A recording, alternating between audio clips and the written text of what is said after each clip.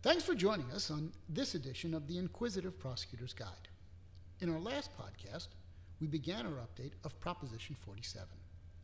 In this podcast, we finish off that update. When we began our update, the number of published decisions touching upon Prop 47 had already exceeded 70. Now, the number is well beyond 80. The Inquisitive Prosecutor's Guide that accompanies this podcast is close to 230 pages, so we're not going to be able to cover every issue that's cropped up. Rather, we're going to focus on those cases addressing some of the more common and or unresolved issues in implementing Proposition 47.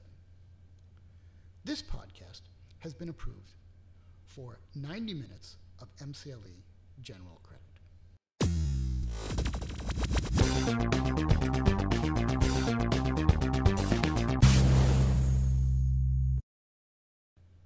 Returning to discuss those issues is Santa Clara County Deputy District Attorney Eunice Yang. Eunice had, until recently, been assigned to handle all the Proposition 47 hearings in this county.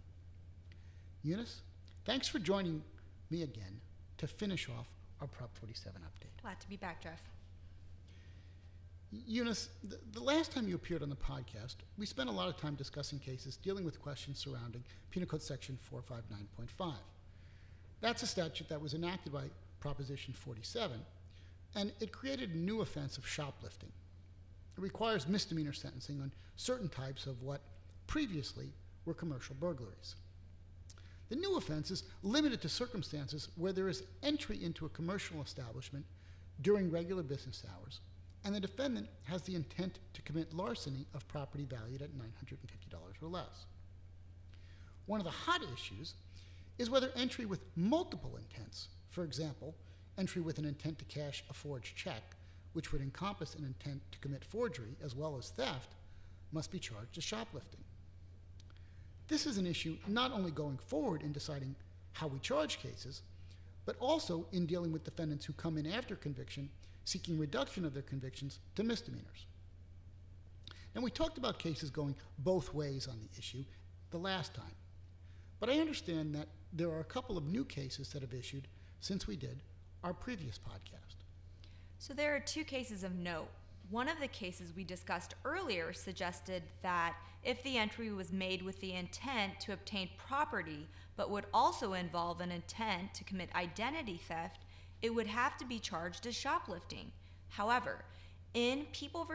Bias, the court held that a defendant convicted of second-degree burglary based on entering a bank and attempting to cash a falsified check for under $950 drawn on the account of a real company was not entitled to be resentenced pursuant to Section 1170.18. The Bias court reasoned that defendant did not enter with the intent to commit larceny, but with the intent to make unlawful use of personal identifying information of another person. The Bias court even rejected defendant's argument that since identity theft was not charged and the only other offense he had been charged with was forgery, which is subject to reduction under Prop 47, the court could not find that he entered with the intent to commit identity theft. The other case, People v. Chen, was less controversial. In Chen, a defendant who entered a Department of Motor Vehicles building with the intent to commit the felony of perjury was convicted of entering the Department of Motor Vehicles, a commercial building, with the intent to commit larceny and any felony and perjury. The perjury charge was dismissed and defendant pled guilty to second-degree burglary. Later, the defendant sought to have his conviction reduced to a misdemeanor under the theory that he would only have been guilty of shoplifting as defined in Penal Code Section 459.5.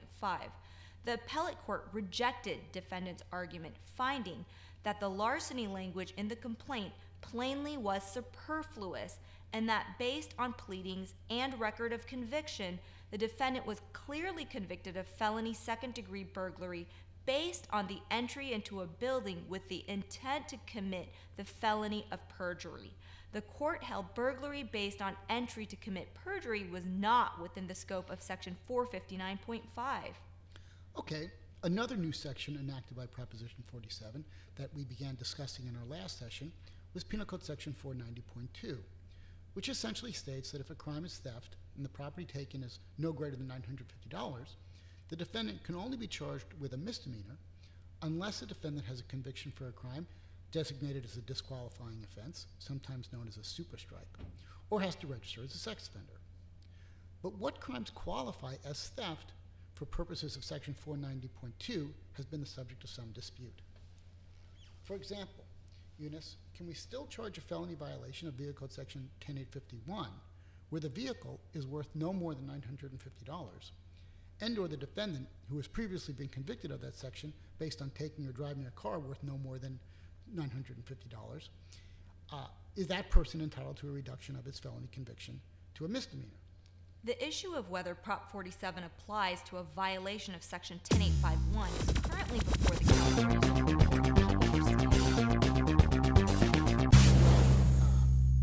Any predictions on the outcome of the Page decision, Eunice?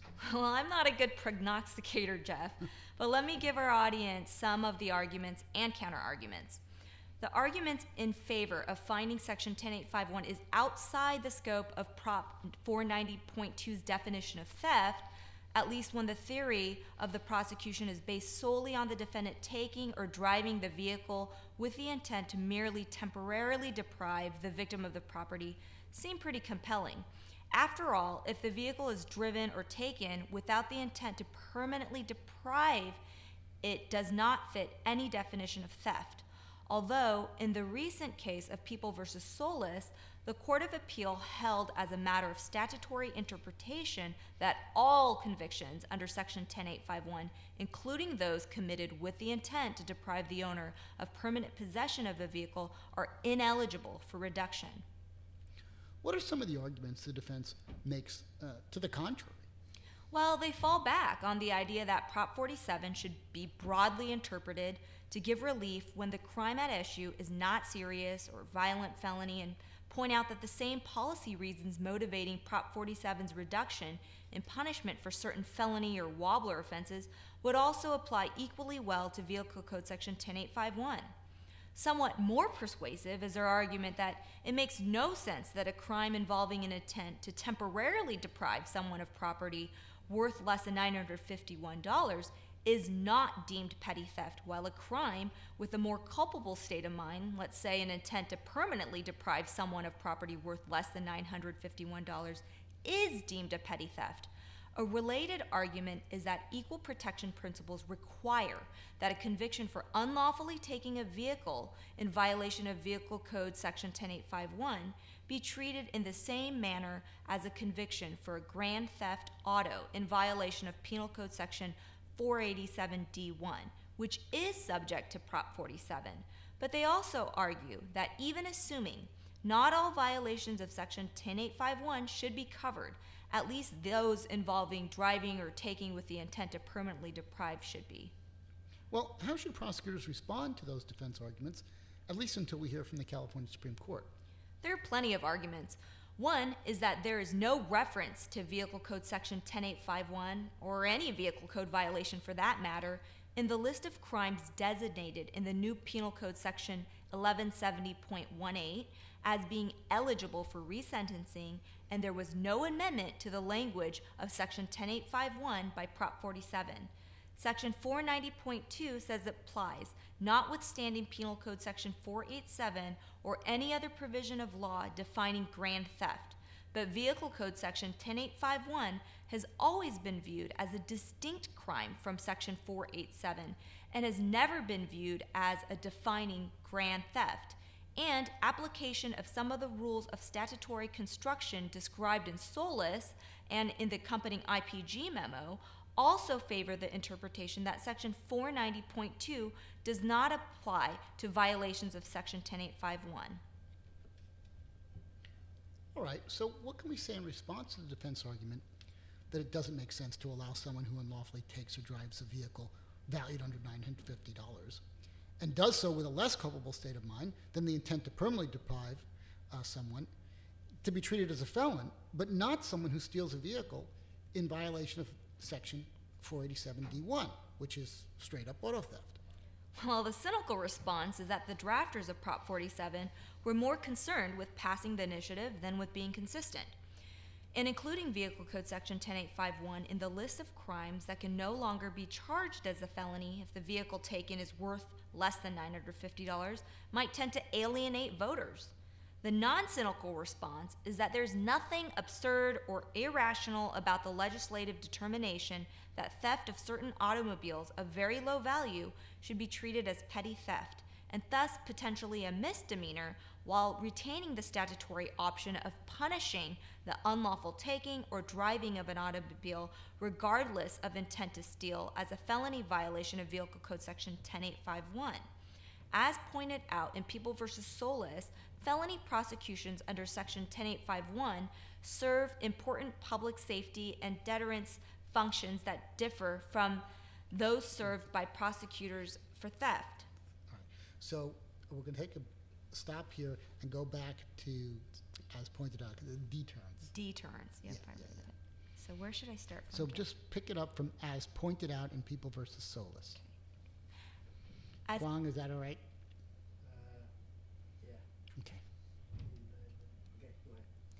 As pointed out in People v. Solis, felony prosecutions under Section 10851 serve important public safety and deterrence functions that differ from those served by prosecutions for theft. The Vehicle Code is concerned with assuring public safety on California thoroughfares, whereas the Penal Code is concerned with wrongs of individual people. By punishing, taking, or driving a vehicle without the intent to deprive the owner of permanent title or possession, Section 10851 addresses dangers to the public. Such dangers are not encompassed by standard theft statute, which focus on particular victims, the owners of stolen personal property. All right, I guess that provides a rational basis for drawing that distinction, so an equal protection argument can be overcome. Yes, but that is not the only response to the equal protection argument. The California Supreme Court has held that neither the existence of two identical criminal statutes prescribing different levels of punishments nor the exercise of a prosecutor's discretion in charging under one statute and not the other violates the equal protection principles. Does this mean that if we have a defendant charged with a Section 10851, in the future we shouldn't bother proving up the value of the vehicle? No. Until the California Supreme Court rules on that issue, it indubitably makes sense to prove the value of a vehicle is over $950 if it can be done. All right. Eunice, if a defendant steals a firearm worth $950 or less in violation of Penal Code Section 487D2, is the person subject to felony punishment? In People v. Perkins, a case that issued a few months ago, the Court of Appeal indicated a defendant convicted of that offense would be entitled to resentencing on that conviction as a misdemeanor, provided that the value of the firearm did not exceed $950. Now, what about elder abuse involving theft, embezzlement, fraud, or identity theft? If the property is valued under $950, can we go forward on a violation of Penal Code Section 368D or E as a felony? Does Section 490.2 prevent felony punishment for a violation of 368D or E? Not according to the recent appellate court case of People v. Bush, which held violations of Section 368 are not subject to Section 490.2's requirement that thefts of under $950 be charged as misdemeanors. Why not? Well, among the reasons provided for rejecting defendant's argument, Prop 47 neither lists Section 368 as a crime eligible for resentencing nor amends Section 368 to change it from a wobbler to a misdemeanor. And even assuming Prop 47 encompasses statutes not amended or listed in Prop 47, it clearly was not intended to preclude felony punishment for elder abuse, which is treated as a more serious offense than mere theft. We know this because Prop 47 made changes to Penal Code Section 666, so that most violations of Section 484, 666 petty thefts with a prior must be prosecuted as misdemeanors. However, Proposition 47 added language to Section 666 allowing such defendants to continue to be prosecuted as felons, even if they have only one theft-related prior conviction, if they have a prior conviction for elder abuse in violation of Section 368. Eunice, under Prop 47, if a defendant commits a forgery relating to a check, bond, bank bill, note, cashier's check, traveler's check, or money order, the defendant has to be punished as a misdemeanor if the value of the item does not exceed $950, unless the person has a super strike or is a registrable sex offender. Is the value of the forged item, for purposes of determining that $950 cutoff, calculated by the amount stated on the face of the document, the amount obtained by passing the forged document, or the intrinsic value of the document? Jeff, that was a question facing the court in People v. Franco, a case where the defendant argued that the value of the forged check he possessed was under $950, even though it had a face value of $1,500 because it was illegally drawn and was not exchanged for the value. The defendant claimed that the check had no actual value other than its intrinsic value by virtue of the paper it was printed on. But the Franco court disagreed, noting that Section 473B does not specify how the value is calculated, but when viewed in the context of forgery, the word value must correspond to the stated value or face value of the check in order to avoid absurd consequences. Really, no forgery of these documents could ever be prosecuted as a felony unless the defendant actually obtained the property. Franco is still fairly new, so it might be taken up. Okay. So let's say a defendant tried to pass several forged documents. Can the amount of the documents be aggregated to get us over the $950 threshold and avoid the limitation imposed by Prop 47? Well, I don't have to speculate on this one, Jeff. In the now final appellate case of People v.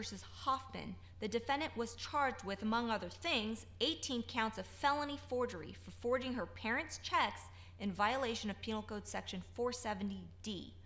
All but 7 of the felony forgery counts were dismissed as part of the plea. One count of grand theft of property of a value exceeding $950 for the aggregate forgery of her parents' checks was also dismissed.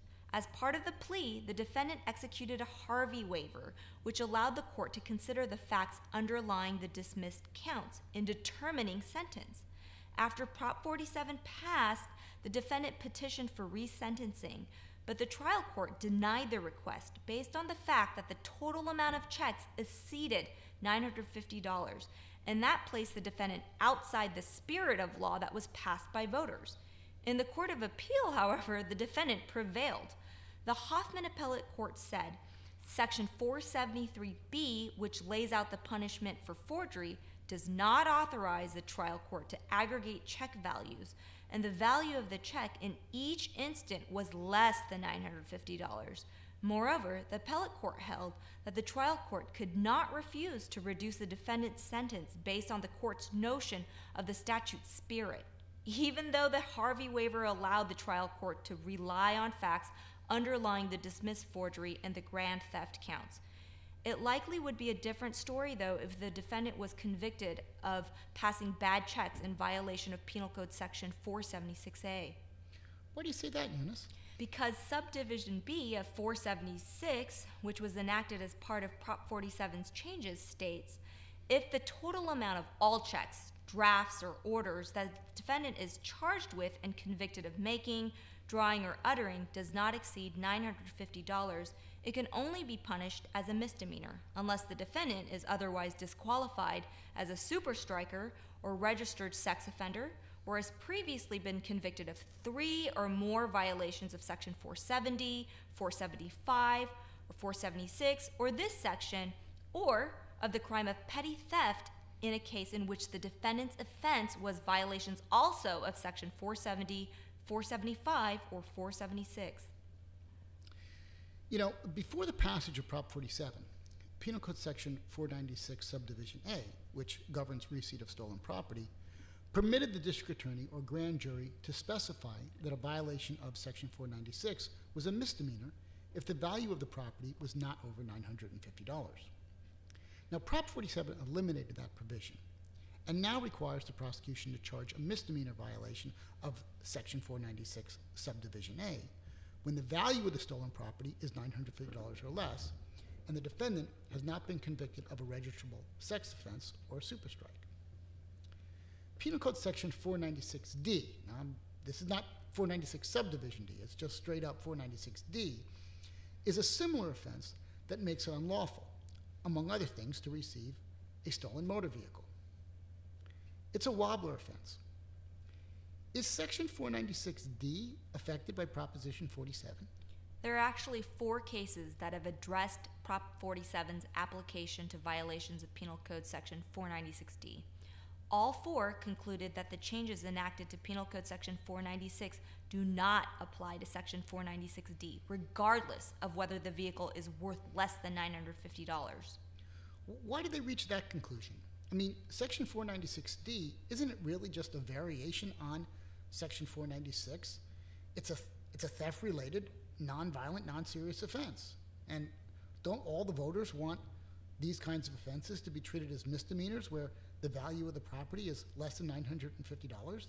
And by not doing so, don't we violate equal protection? Well, the appellate decisions rejected those arguments. Prop 47 makes no mention of 496D. There's nothing to interpret.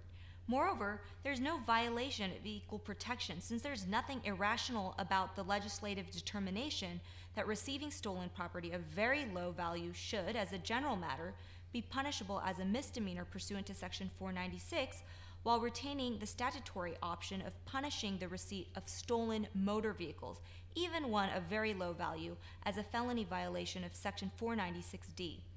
Unlike other forms of stolen property, stolen vehicles are often dismantled and sold for parts in chop shops, which can raise their worth above retail value, and owners of the vehicles typically depend on those vehicles for necessities, which is not so frequently the case with thefts of other forms of property.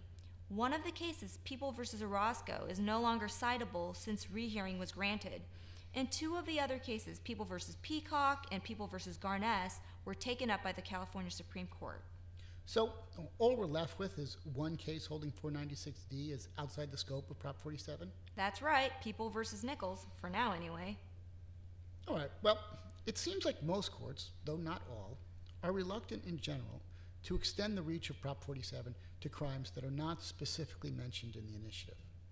Now, certainly, if the crime is mentioned in the initiative, the fact that the theory of liability for the crime was aiding and abetting or conspiracy won't make any difference.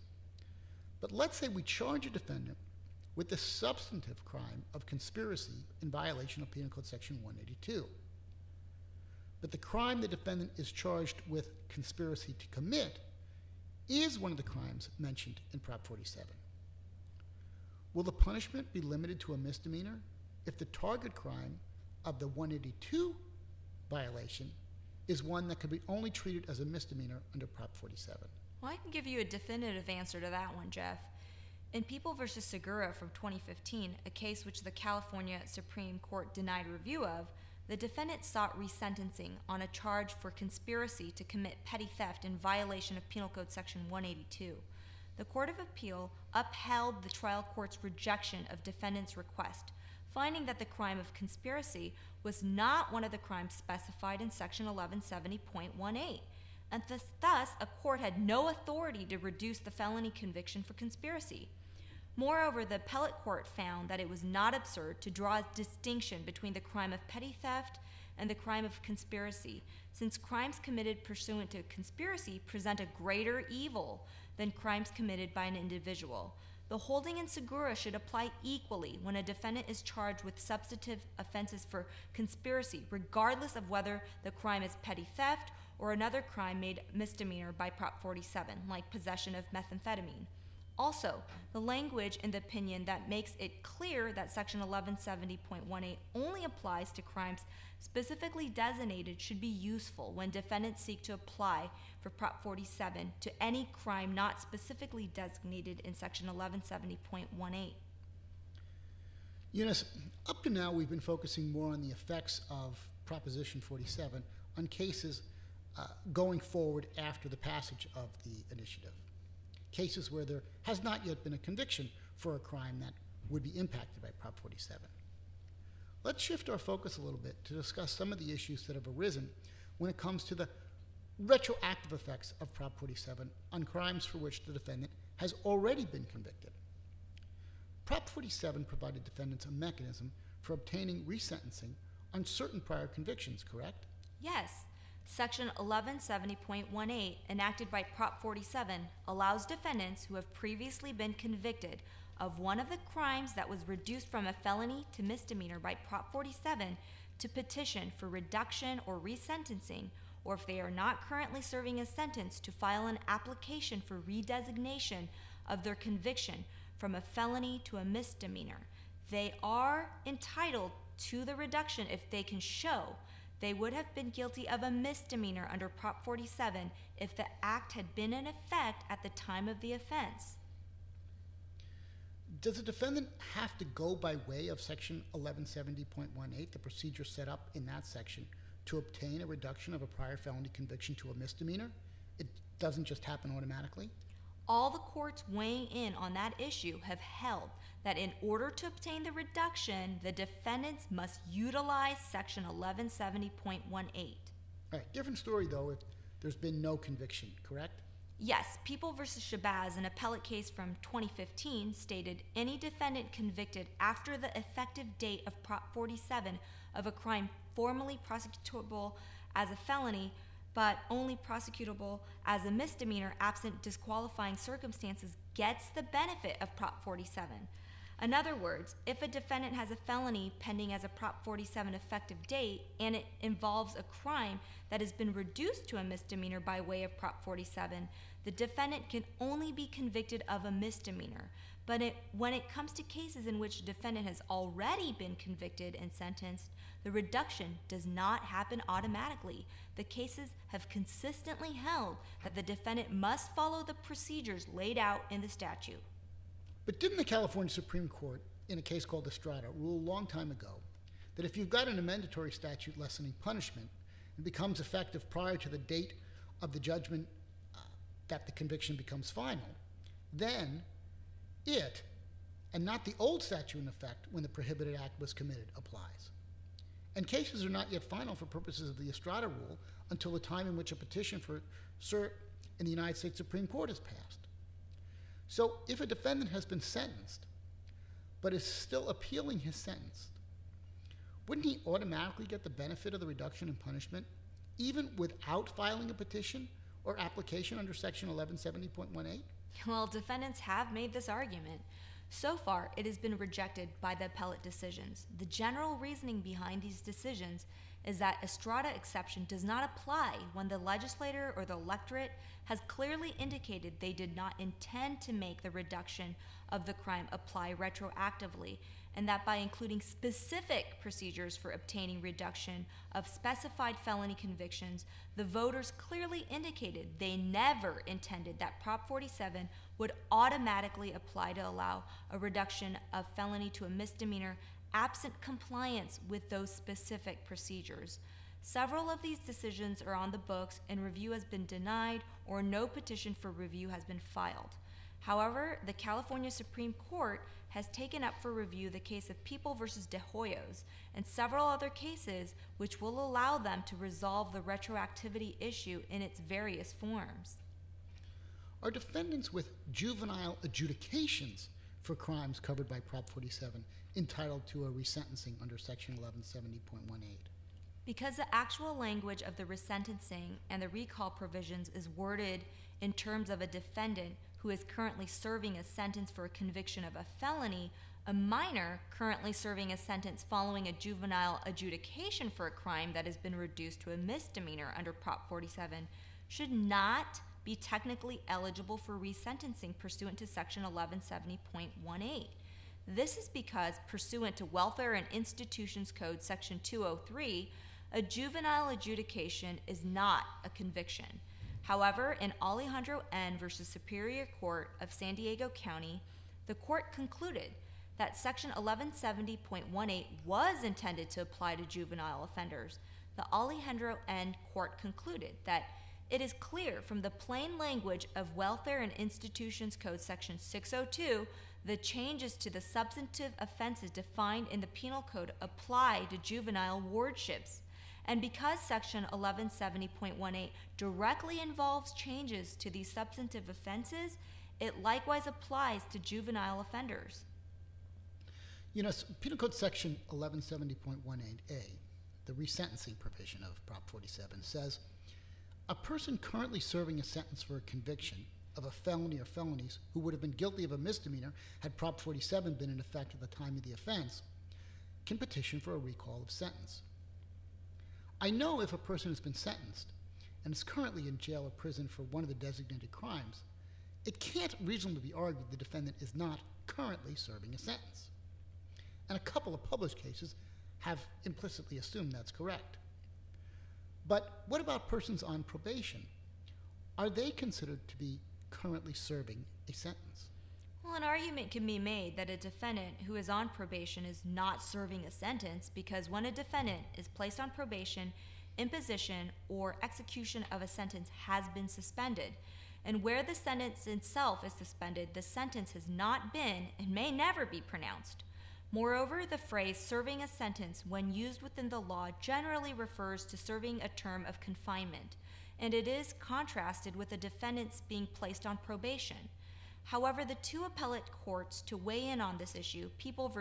Davis and People v. Garcia, have found a person on probation is currently serving a sentence.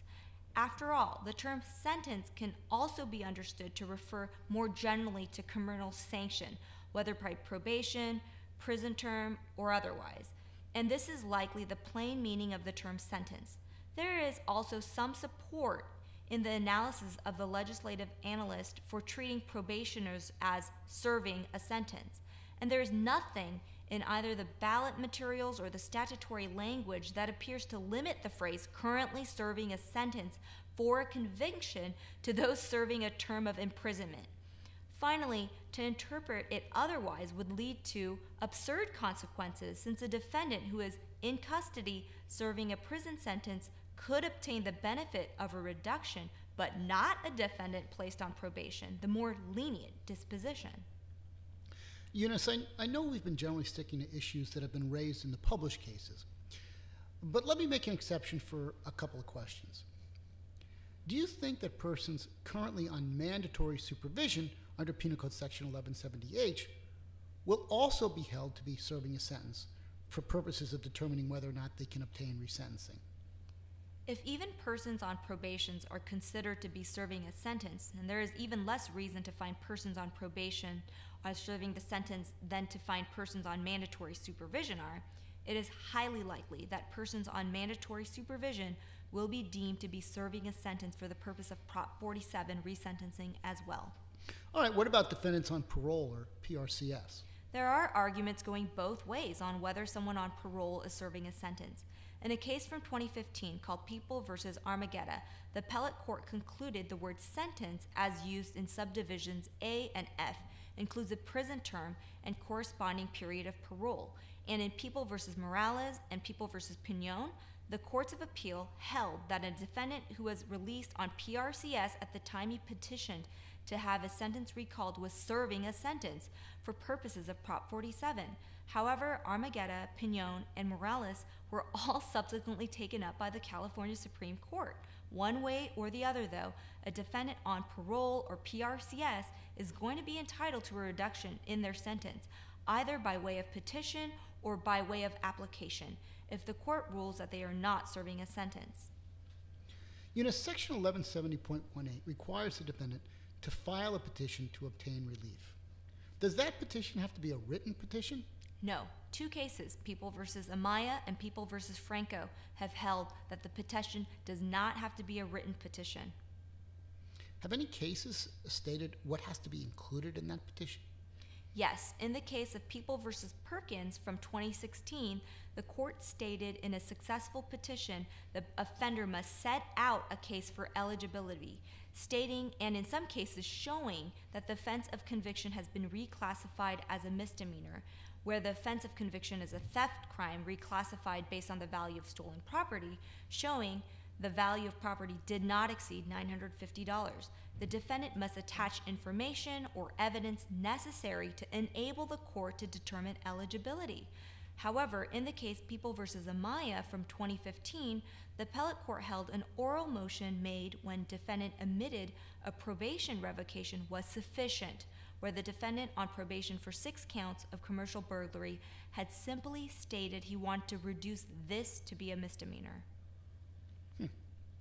Where does the petition have to be filed? Section 1170.18a says the petition should be filed before the trial court that entered the judgment of conviction in his or her case. Thus, in the case of People v. Marks, the court held a defendant who has filed a petition for resentencing in a court where the defendant suffered a recent conviction may not ask that same court to reduce the priors used to enhance that conviction if the priors used to enhance that recent conviction arose from another jurisdiction. Can a petition be denied without even holding a hearing? In People v. Perkins, the court held that Section 1170.18 does not expressly require the trial court to hold a hearing before considering the eligibility criteria, nor is there a reference to the taking of evidence or other proceeding that would compel involvement by the parties. The Perkins court read the statute to fairly imply that in the normal case, the Superior Court will rule on the basis of the petition and any supporting documentation. For example, resentencing may be denied based solely on the fact of a prior conviction of a designated superstrike or any offense requiring registration as a sex offender under Section 290C. Similarly, the petition may be summarily denied without a hearing if the offender is seeking resentencing for a crime that has not been reclassified as a misdemeanor. In other cases, the Superior Court may be able to determine whether a petitioner is eligible for resentencing simply by consulting the record of conviction or evidence submitted by the parties. More recently, the court in the case People v. Fedelizo acknowledged that the initial eligibility decision typically can be made without a hearing because eligibility is often obvious on indisputable written record. Okay. Well, who has the burden of proof in obtaining relief? Although the statute is silent as to who has the burden of proof, courts have uniformly held the defendant requesting resentencing under Prop 47 has the burden of establishing his or her eligibility for such resentencing. That is, the petitioner is currently serving a felony sentence for a crime that would have been a misdemeanor had Prop 47 been in effect at the time the crime was committed, and to show the value of property taken did not exceed $950 if the crime at issue is a theft offense under sections designated under Prop 47. So what's the level of the burden of proof? Is it preponderance of the evidence? So only one case has identified the level of the burden of proof that must be met in establishing initial eligibility. In People v. Bush from 2016, the court stated that trial court must determine if the petitioner is eligible for resentencing under Section 1170.18 based on a preponderance of the evidence. However, in support of this conclusion, the Bush court cited People v. Osuna, a case involving a Prop 36 three-strikes resentencing hearing that held the prosecution must prove the existence of a disqualifying factor by preponderance of evidence. In any event, in coming to its conclusion, Osuna relied on Evidence Code Section 115, which establishes the default burden of proof on the moving party when no burden is actually stated in the statute. Independent of Osuna, Section 115 provides support for the Bush court's conclusion. Well, 115 does state the default burden of proof is preponderance of the evidence, but how does this burden actually play out in practice? Well, let me give you some examples of what is not enough as illustrated by some recent cases. In People v. Perkins from 2016, the court held a defendant did not provide sufficient information where the defendant filed a form stating he was convicted for receipt of stolen property and that the value of the property did not exceed $950, but provided no information whatsoever on the nature and the value of the stolen property. Also, in People v. Chirot from 2015, the court held that the defendant failed to meet his burden, where the defendant had been convicted of 5 different burglaries, and he sought resentencing on all 5 counts, without a separate discussion on the counts, no reference to the facts or evidence, and no argument. The Chirot court held that a proper petition would certainly contain at least the petitioner's testimony and about the nature of the items taken. In People v. Ortiz from 2016, the court held the defendant did not meet the burden of showing the vehicle taken was under $950, where the record simply showed the victims bought the vehicle for $1,000 and that they sold it for $300 after recovering it. But the victims claimed the vehicle was damaged while in the defendant's possession, and the record did not show how long ago the victims bought the car or how far they drove it before it was stolen. Ortiz has been taken up for review by the California Supreme Court, however. In contrast to those cases, in People v.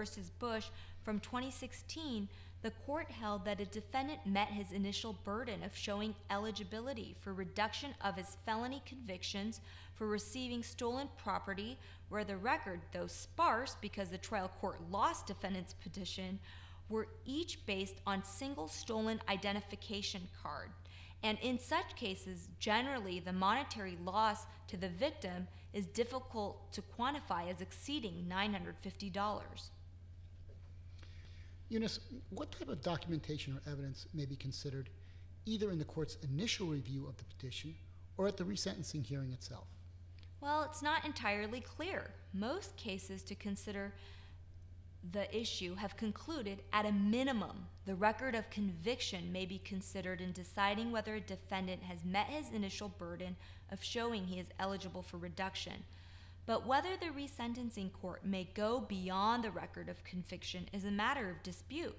The record of conviction, of course, means what a court can consider in proving a prior. In People v.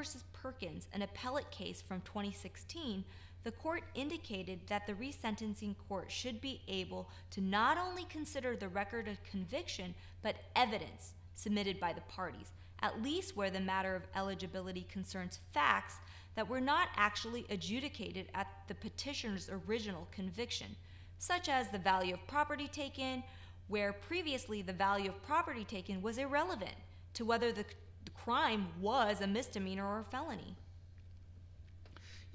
Courts interpreting Proposition 47 often look to cases interpreting Proposition 36, the 3 strikes resentencing initiative. In a case called People v. Bradford, the court held that evidence submitted at a resentencing hearing under the 3 Strikes Reform Act must be from the record of conviction. Did the Perkins court attempt to distinguish the holding in Bradford? Yes, they did. The Perkins court drew a distinction between resentencing hearings under Prop 47 and resentencing hearings under Prop 36 on this point, noting that eligibility for resentencing under Prop 36 turns on the nature of the petitioner's convictions, whether an offender is serving a sentence on a conviction for non-serious, non-violent offenses, and whether he or she has prior disqualifying convictions for certain other defined offenses.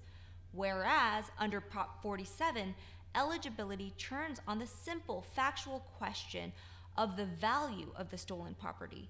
The Perkins court stated, in most such cases, the value of the property was not important at the time of conviction, so the record may not contain sufficient evidence to determine its value. For that reason, and because the petitioner bears the burden on that issue, the court held the Bradford court's reasons for limiting evidence to the record of conviction were not applicable in Prop 47 cases. However, the Perkins court cautioned that its statement in this regard does not mean there will be a mini trial on the value of stolen property in every case, only that offenders may submit extra record evidence probative of the value when they file their petitions for resentencing. And in People v. Chirot from 2015, the court also suggested a defendant's petition could be supplemented by a declaration or testimony from the defendant about the nature of items taken. On the other hand, in People v. Triplet from 2016, the court held that in adjudicating eligibility for resentencing, the trial court must determine the facts needed to adjudicate eligibility based on the evidence obtained solely from the record of conviction. The rationale the Triplet court gave for adopting this principle in the context of Prop 47 was the same it gave for adopting it on the context of Prop 36. Had the drafters of Prop 36 intended the trial court to consider newly offered evidence at the eligibility stage, they would have included express language of the type they did to describe the nature of the court's later discretionary sentencing determination. Further, consideration that is limited to the record of conviction promotes the efficient administration of justice while preventing relitigation of the circumstances of a crime committed years ago, which could potentially implicate other constitutional concerns. That being said, the Triplet court went on to state that in determining eligibility for sentence modification under the Act, a trial court is not limited to the record of conviction, but may also consider any factual stipulations or clear agreements by the parties that add to but do not contradict the record of conviction. The agreement must be clear, though. In Triplet, there was a factual representation by the people accepted by the defendant that indicated the amounts at issue in one conviction was less than $950, but there was no agreement solicited or offered as to the amount at issue as to the other conviction. Although defendants' counsel did later state that all three of the acts are under $950, and the prosecutor did not dispute that statement, the Triplet court held an uncontested comment is not the same as a clear agreement and declined to expand the facts outside the record that a court may consider in this context to include mere representations to which no protest was lodged. Okay, quite a mouthful, Eunice. Does it make a difference at all if the original plea involved a waiver of the right not to have counts that were dismissed considered? Yes. In People v. Hoffman from 2015, the court stated that where the original plea involved a Harvey waiver, the trial court would be allowed to rely on facts underlying the dismissed counts to make whatever sentencing determinations were authorized under Section 1170.18. So let's say there are certain facts about, for example, the value of the property, and those facts are disputed. Should an evidentiary hearing occur? Well, a court has authority to consider additional evidence or hold a hearing. In Perkins, a case we've mentioned several times now, the court stated that where the evidence or information provided in the initial petition was sufficient to create a dispute, it would be appropriate for the Superior Court to allow parties to address the disputed issue at a later qualification hearing. Now, if you're having these hearings, or even in preparing the petition for resentencing, is a defendant entitled to the assistance of counsel? Although public defenders routinely assist and participate in hearings on recall and resentencing petitions filed pursuant to Section 1170.18, it's an open discussion whether a defendant is entitled to such assistance. And People v. Perkins stated that it did not agree every offender is entitled to assistance of counsel in preparing a petition for resentencing, but took no position on whether the Superior Court must appoint counsel to represent a petitioner at an eligibility hearing. However, the appellate court in People v. Roos from 2016 did take a position on that question, stating that when a defendant currently serving a felony sentence presents a petition pursuant to Section 1170.18 subdivision A and is found eligible for resentencing, that defendant is entitled to assistance of counsel at resentencing, where there's going to be a resentencing that might restructure the sentence on all counts, but not if all that's going to happen is a single felony conviction is going to be reduced to a misdemeanor. The Roos court concluded that where a restructured sentence is going to be imposed, then resentencing is a critical stage of the proceeding, and the defendant's Sixth Amendment right to counsel kicks in. Moreover, the Roos court held that a defendant's waiver of his right to be present at the hearing did not constitute a waiver of his separate right to counsel. Did the Roos Court opine on the right to assistance in filing a petition, or when the defendant is no longer serving a sentence and is simply seeking a reduction from a felony to a misdemeanor by way of application? The Roos Court limited its holding and did not opine on whether the right to counsel attaches at an earlier stage of the petition, including the eligibility phase, or whether the right to counsel attaches for an individual who has completed his or her felony sentence and files a petition for reclassification under subdivision F of section 1170.18. Let's say a defendant doesn't want counsel, but wants to represent himself at a resentencing hearing. We know that there's some version of a right to counsel. Is there also a version of a right to self-representation? In People v. Fedelizo, the court indicated the defendant has such a right. However, it stated that if a trial court does appoint counsel to represent a defendant, it is not required to determine directly from the defendant whether he or she has consented to legal representation. Is a defendant entitled to be present at the evidentiary hearing? And if so, can the defendant waive his or her presence?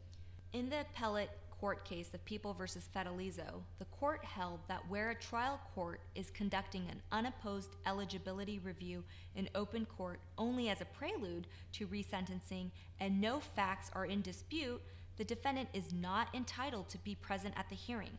On the other hand, a defendant may not be resentenced on the now misdemeanor offense without a valid waiver of his presence. Eunice, when the court is deciding whether a defendant is serving a sentence for a felony, who would have been guilty of a misdemeanor under Prop 47 had it been in effect at the time of the offense, does the court consider whether other charges were dismissed or reduced at the time of the plea? In People v. Gonzalez, the people contended that eligibility for relief under Section 1170.18a necessarily requires the court to consider the underlying facts of a defendant's offenses, such as whether there were other crimes charged that might not have been dismissed or reduced if the only conviction resulting from the plea would be a misdemeanor, and not simply the statute of conviction to determine whether a petitioner would have been guilty of a misdemeanor under the act that had been added in this section. However, the Gonzalez court disagreed. It held the statutory language of Prop 47 is entirely focused on resentencing offenders for existing but reclassified convictions. It says nothing at all about reopening dismissed felony charges or requiring a petitioner to prove he or she would have avoided conviction of such charges to qualify for resentencing. Accordingly, it held that a defendant in the case before it was entitled to resentencing because she would have been guilty of a misdemeanor under her actual conviction for grand theft from a person, and it is irrelevant whether under the totality of the facts underlying her offense, she would have avoided a guilty verdict for the original robbery and burglary charges. And in People v. Triplett from 2016, the court also rejected the prosecution's argument that a defendant convicted of a Prop 47 eligible offense by way of a plea bargain must show that he would have secured the same plea bargain had Prop 47 been in effect at the time of his plea. The prosecution claimed the defendant, who had 8 prior prison terms and who had been facing 2 counts of second-degree burglary, 2 counts of passing a fictitious check, and 2 counts of forgery, all with an on-bail enhancement, would not have been allowed to plead to only 2 misdemeanor counts of Penal Code Section 459.5, which is all the defendant would end up being convicted of after resentencing. However, the Triplett court rejected this argument, noting that Prop 47 does not speak to whether defendant would not have been convicted of a misdemeanor, but whether he would have been guilty of a misdemeanor under the act. Okay, so let's say we get to the point of an evidentiary hearing and the defendant shows he meets all the eligibility criteria. The defendant can still be denied resentencing if it's shown that he poses an unreasonable risk of danger to public safety. Has there been any decisions fleshing out what this means? Well, not many, Jeff. Subdivision C of Section 1170.18 states it means the defendant poses an unreasonable risk that the petitioner would commit a new violent felony that is a super strike. In People v. Hoffman from 2015, the appellate court quoted from the Voter Information Guide, rebuttal to argument against Prop 47. That's at page 39. Prop 47 prevents judges from blocking the early release of prisoners, except in very rare cases. For example, even if the judge finds that the inmate poses a risk of committing a crime like kidnapping, robbery, assault, spousal abuse, torture of small animals, carjacking, or felonies committed on behalf of a criminal street gang, Prop 47 requires their release. Applying that standard, the Hoffman court held that a defendant convicted of numerous counts of forgery but who had no prior criminal history would not pose an unreasonable risk of danger to public safety within the meaning of Section 1170.18 because the defendant was not likely to commit a super strike offense. Is a defendant entitled to a jury trial at the resentencing hearing in general, or specifically on the question of whether the defendant poses an unreasonable risk of danger to public safety? In People v. Rivas-Collin from 2015, the court held the defendant was not entitled to a jury trial because the defendant seeking resentencing has already been convicted beyond a reasonable doubt, and the question presented at resentencing petition is not whether to increase the punishment for his offense, but whether the defendant is eligible for potential reduction of his sentence. More recently, the appellate court in People v. Ortiz held the defendant is not entitled to a jury trial on the factual findings underlying eligibility for resentencing because the defendant's Sixth Amendment right to have essential facts found by a jury beyond a reasonable doubt does not apply to limits on downward sentencing modifications. Ortiz has since been taken up for review by the California Supreme Court, but Rivas-Collin remains on the books, and so does the line of cases following People v. Superior Court Colic from 2013, which held that a defendant was not entitled to a jury trial on questions of whether he posed an unreasonable risk of danger to the public in the context of a Prop 36 3 strikes resentencing hearing, because among other things, dangerousness is not a factor which enhances the sentence imposed when a defendant is resentenced, but is a hurdle which must be crossed in order for a defendant to be resentenced at all. If a court denies a defendant's petition either initially or after a hearing, does the court have to state reasons for the denial on the record? It depends. In People v. Bush, a case we mentioned earlier, the trial court summarily denied a defendant's petition for resentencing on his prior convictions for elder theft in violation of Penal Code Section 368 and Section 496 without providing any reasons on the record for doing so. The defendant claimed the failure to state reasons was reversible error. As to the elder theft, the appellate court held that the trial court's statement that defendant was not eligible for resentencing was sufficient because the determination was not a factual one. It was strictly a legal conclusion. On the other hand, whether the amount of stolen property was under $950 was disputed and could not be determined from the record. As to those convictions, the appellate court held the trial court was required to specify the reasons for its determination. If a defendant is resentenced on one count that's been reduced to a misdemeanor, but he's currently serving a multi-count sentence, can the resentencing court restructure the entire sentence in light of the reduction? Yes, subject to the limitation that a greater sentence cannot be imposed. The appellate court in People v. Sellner in 2015 stated the trial court not only is vested with jurisdiction to resentence defendant on the remaining counts, but is required to do so. More recently, the court in People v. Roos stated that the statutory scheme of Section 1170.18 envisions, at least where multiple counts are at issue, that resentencing will occur anew, with the court exercising its sentencing discretions and restructuring the entire sentencing package. The Roos court went on to state, the purpose of Section 1170.18 is to take the defendant back to the time of the original sentence and resentence him with Prop 47 count, now a misdemeanor. Would the trial court be able to reimpose an enhancement that was stayed or stricken as part of the original sentence? Likely yes. In the case of People v.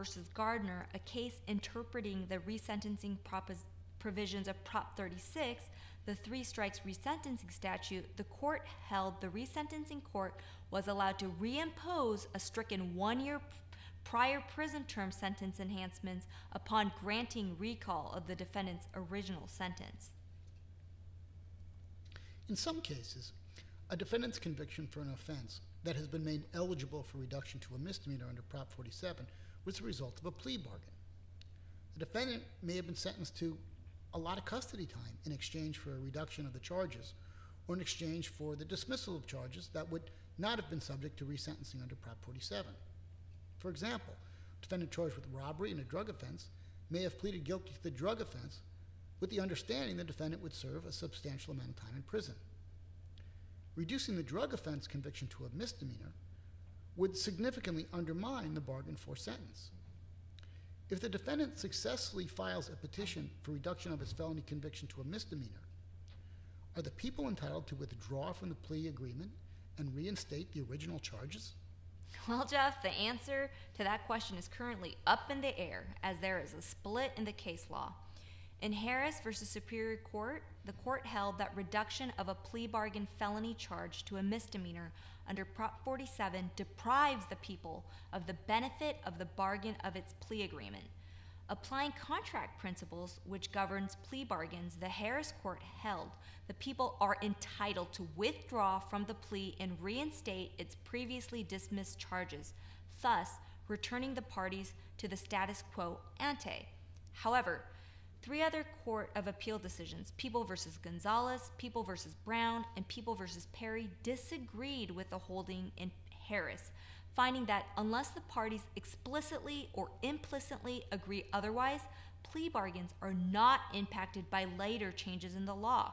Plea bargains, like other contracts, are presumed to take into account that there might be a change in law and are not rendered void by those changes.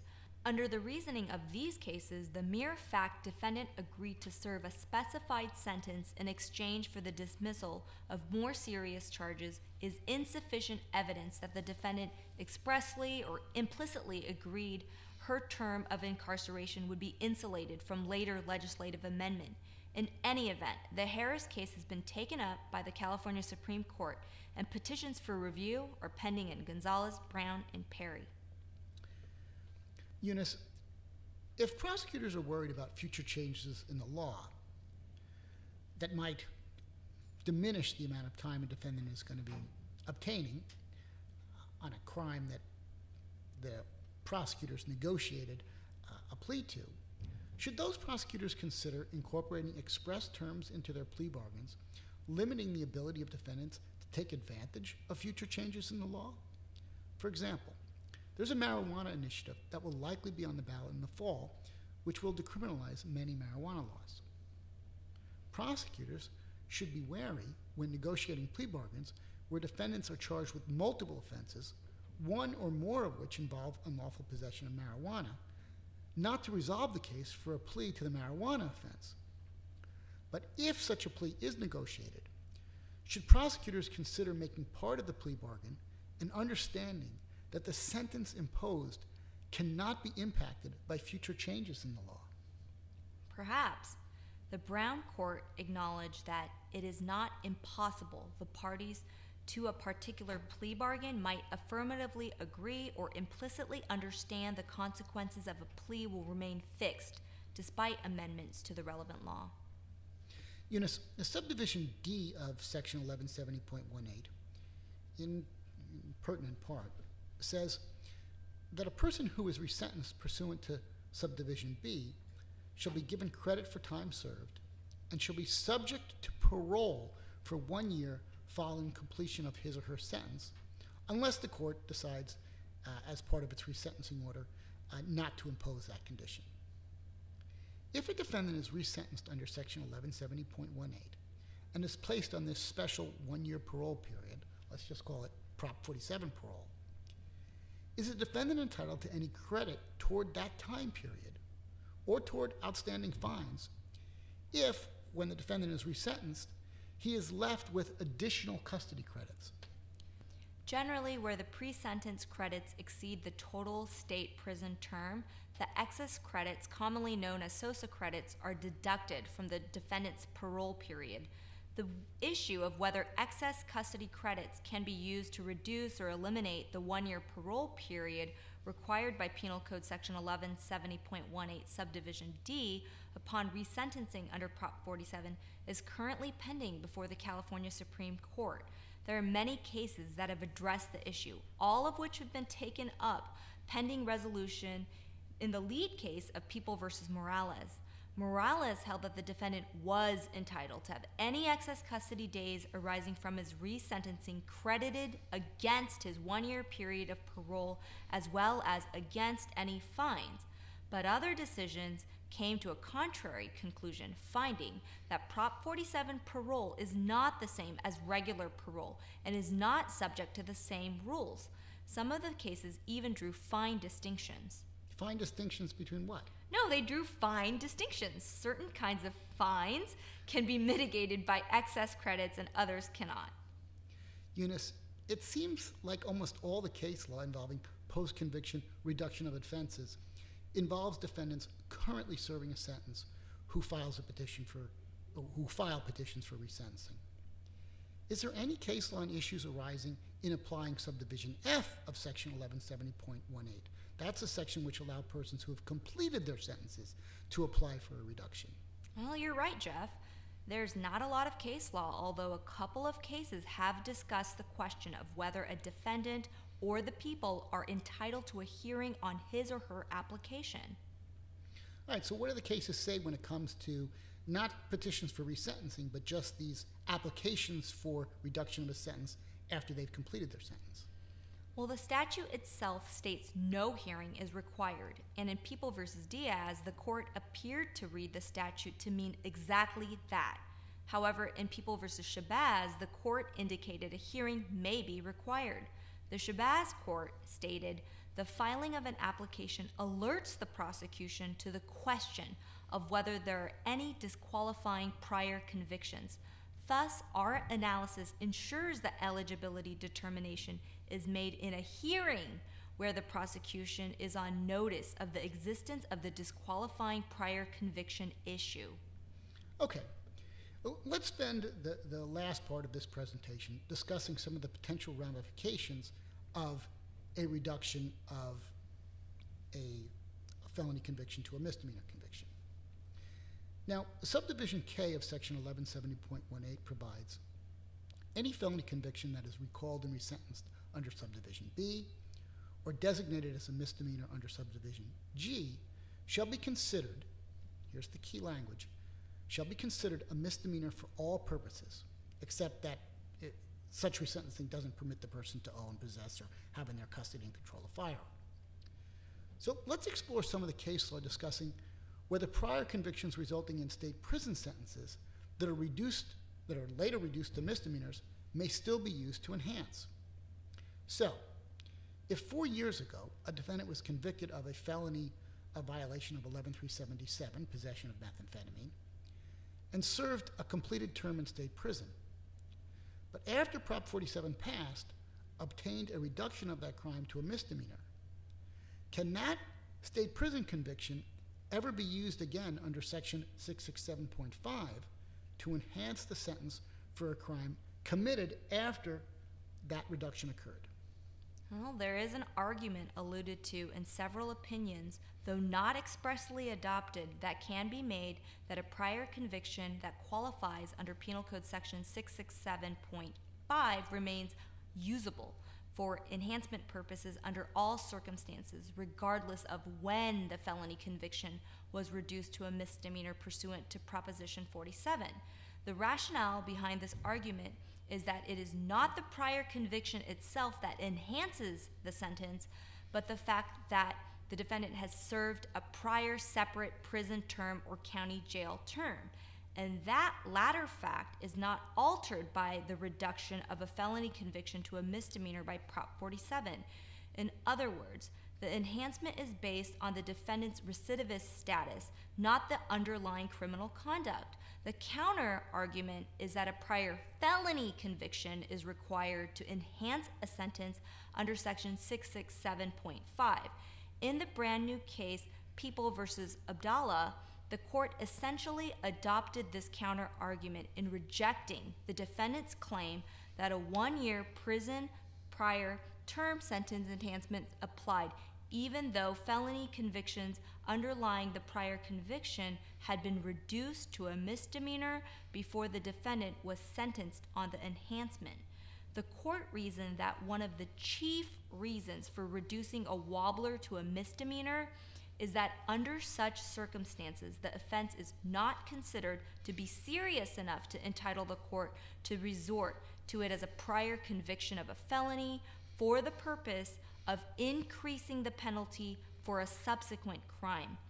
Most cases dealing with the Section 667.5 issue have found that if the defendant only obtains a reduction of the underlying felony conviction that provides the basis for Section 667.5 1-year enhancement after the defendant has been convicted and sentenced on the crime that was enhanced, the defendant is out of luck.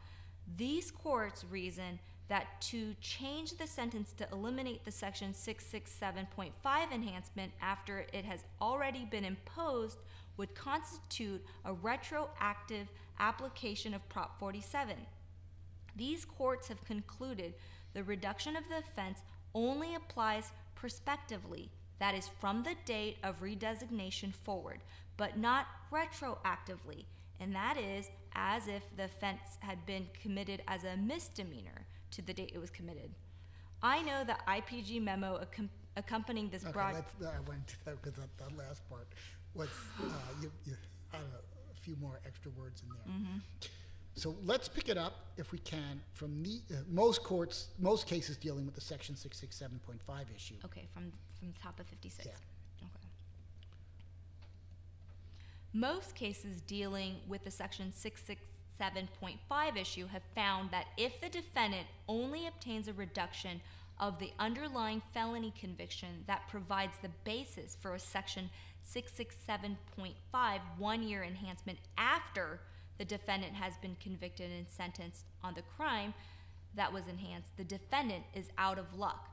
These courts reason that to change the sentence to eliminate the Section 667.5 enhancement after it has already been imposed would constitute a retroactive application of Prop 47. These courts have concluded the reduction of the offense only applies prospectively, that is, from the date of redesignation forward, but not retroactively, that is, as if the offense had been a misdemeanor from the date it was committed. I know the IPG memo accompanying this broadcast cover these cases pretty extensively and discusses the various sub-arguments that have been made and rejected, including the argument that equal protection is somehow violated because defendants who are sentenced after Prop 47 passed are able to avoid enhancements based on prior felony or wobbler convictions because the redesignations they obtain on those prior convictions apply prospectively. While those sentenced in the past are unable to avoid enhancements based on prior felony or wobbler convictions because the redesignations they obtain on those prior convictions do not apply retroactively. Yeah, we do get into those issues pretty extensively in the IPG memo. We're not going to go further into it on this presentation. All right, so when a conviction being used for enhancement is actually reduced, obviously is important. So clearly, if a felony conviction is reduced before the commission of a new offense, an enhancement based on that conviction being a felony will not be applicable. But what if the conviction is reduced sometime after the commission of the new offense? Do we have any cases discussing whether a reduction, for example, of a felony conviction being used for enhancement of a new offense is reduced after conviction of the new offense, but before the defendant is actually sentenced on the new offense? Yes. In fact, just yesterday, a case issued addressing that question came out. the case of People versus Abdallah.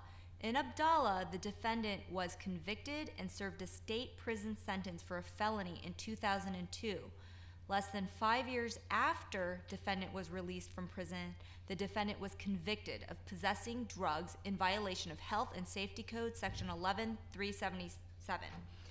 In 2014, the defendant was charged and convicted of several new felony offenses. A Section 667.5 allegation based on the 2002 conviction was also found to be true by the jury.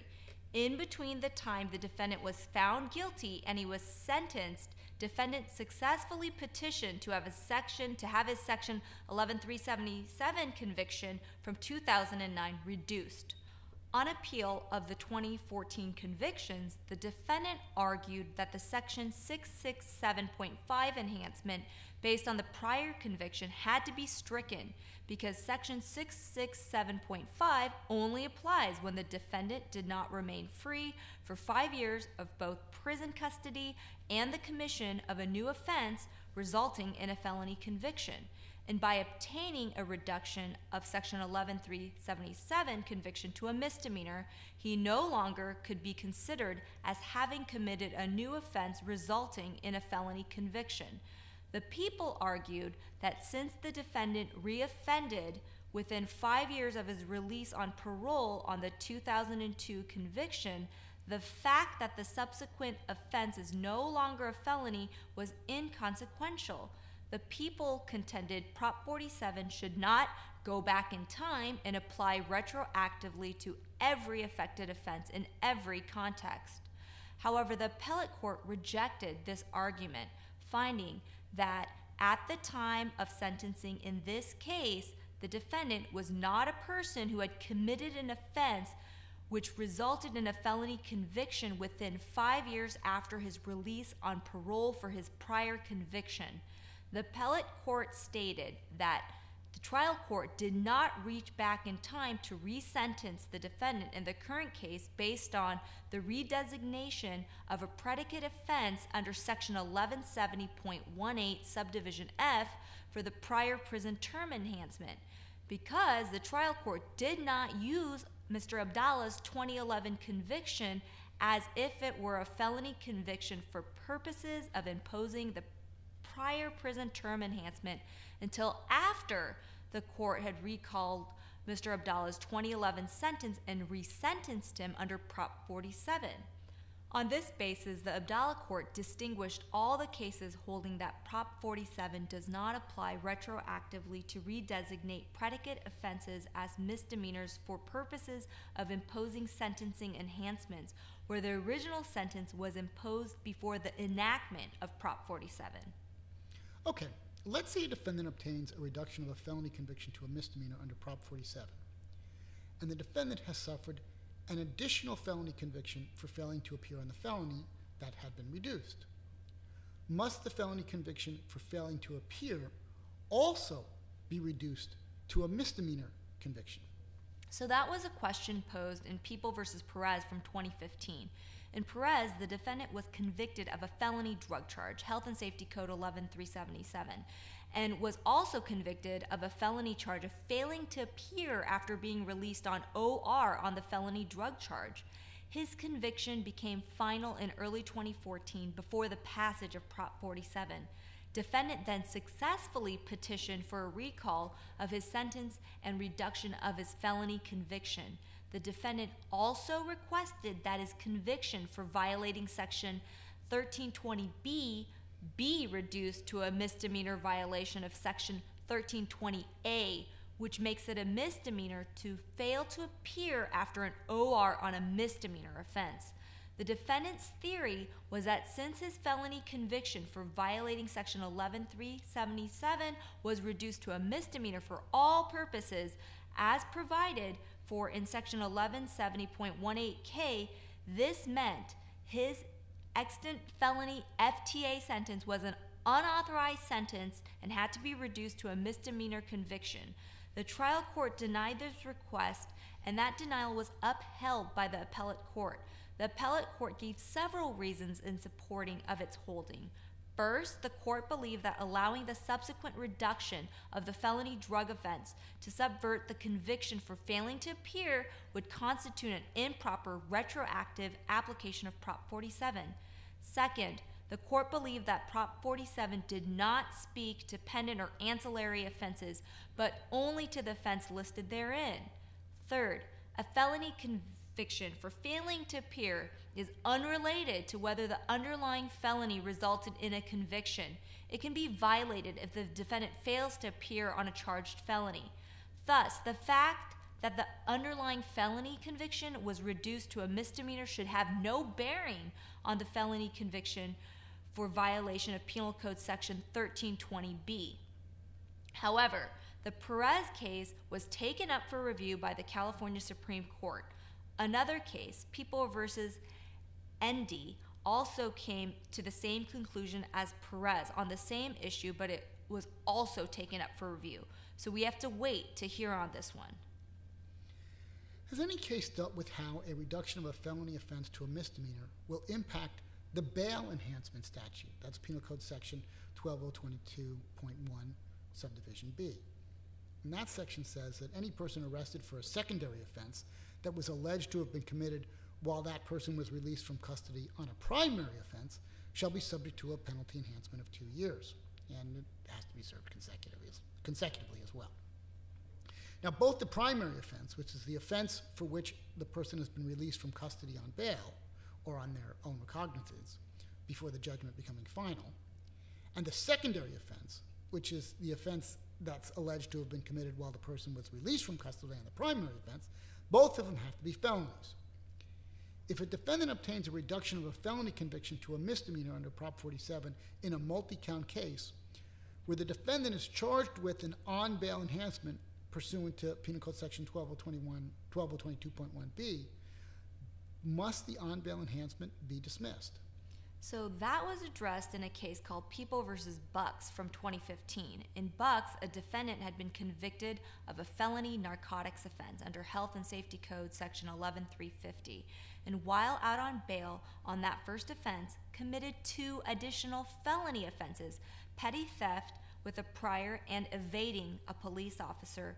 In sentencing defendant in that second case, the court imposed a 2-year Section 12022.1 subdivision B bail enhancement. After Prop 47 passed, the trial court in the first case granted defendant's petition to reduce his narcotics offense to a misdemeanor. Then the court in the second case reduced his petty theft with a prior count to a misdemeanor. However, because the second evading police felony count remained, and because the defendant's original sentence has utilized the petty theft with the prior as the principal term, the trial court conducted a full resentencing. It elevated the felony evading count to the full base term and reimposed the Section 12022.1 enhancement. The appellate court in Bucks had no problem with the trial court making the felony evading count the base term on resentencing, but held the trial court erred in reimposing the Section 12022.1 bail enhancement. The Bucks courts reasoned as follows. Section 1170.18 subdivision K generally requires that an offense that has been reduced to a misdemeanor after a Section 1170.18 resentencing be considered a misdemeanor for all purposes. When the trial court in the second case conducted its resentencing, it was required to evaluate the circumstances as they existed then. At that time, the primary offense was no longer a felony. It was a misdemeanor. Thus, the Section 12022.1 enhancement, which depends on both the primary and secondary offense being felonies, could not be reimposed. Although they also noted that the case before it did not involve a collateral challenge to an on-bail enhancement, not otherwise part of a resentencing in a second case, and suggested they would reach a different conclusion in that circumstance, we don't have a definitive answer, though, because the California Supreme Court has taken Bucks up for review. If a defendant obtains a reduction of a felony drug offense to a misdemeanor drug offense, is the defendant still required to register as a drug offender? While in People v. Pignon from 2015, the appellate court agreed with both parties that once a conviction for violating Health and Safety Code Section 11377 was reduced to a misdemeanor, it was no longer necessary for the defendant to register as a sex offender. This seems right, but Pignon was yet another case taken up for review by the California Supreme Court. Eunice, is a defendant whose felony conviction is reduced to a misdemeanor under Section 1170.18 entitled to have their DNA sample expunged from the DNA database? So there was a decision in Re Alejandro N. that held that a defendant was entitled to have his DNA sample expunged from the DNA database if his felony conviction was reduced to a misdemeanor. However, as of January 1st, 2016, the legislator amended Section 1170.18. The legislator passed a bill which changed Subdivision F of Penal Code Section 299 in a way that would override the ruling in Alejandro N. The new version now states, notwithstanding any other law, including Section 17, 1170.18, 1203.4, and 1203.4a, a judge is not authorized to relieve a person of the separate administrative duty to provide specimens, samples, or print impressions required by this chapter if a person has been found guilty of an offense that required the provisions of DNA samples. Expect a challenge by the defense to this new law on the grounds that this amendment is inconsistent with and does not further the intent of Prop 47, a requirement in order for a change to be made to Prop 47. However, so far, no challenge to the new law has yet come about. Eunice, may a defendant whose petition or application for resentencing or redesignation been denied, can that person refile the petition? At least one court of appeal, People v. Perkins, has indicated defendants may refile petitions for resentencing after upholding the denial of a petition by the trial court, at least where the failure of the defendant to meet the eligibility requirements could be attributed to unresolved or ambiguous language in Prop 47. All right. Well, Eunice, I don't know about you, but at this point, my brain cannot absorb any more information about Prop 47. So I'm going to stop asking questions. And if there remain any questions out there that are not addressed or have not been addressed in these past two podcasts, hopefully they will be answered in the accompanying handout. So thanks again for joining me on the Inquisitive Prosecutor's Guide. Thank you, Jeff.